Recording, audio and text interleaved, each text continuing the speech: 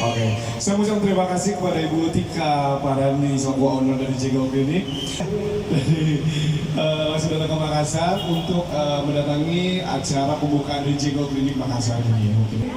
Saya dari tim Jego Clinic ingin sedikit memberikan informasi nih apa Jego Clinic itu dan perawatan apa saja yang ada di Jego Clinic.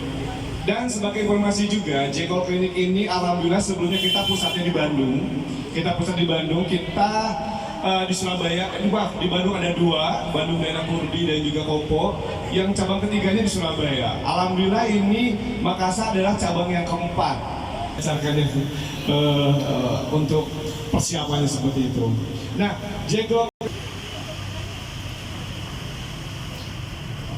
segala macam kita ada, dan tentunya kita akan memberikan pelayanan insya Allah yang terbaik untuk kesehatan wajah dari orang-orang Makassar di sini seperti itu. Ya kan, yang biasanya dialami oleh setiap. Nah, mungkin saya sedikit informasi, misalnya khususnya buat ibu-ibu yang buat flek dan juga ada treatmentnya. Coba ada apa aja? Next. Oke, kita juga ada sunscreennya, ya khusus buat flek juga. Apalagi di Makassar itu panas banget ya.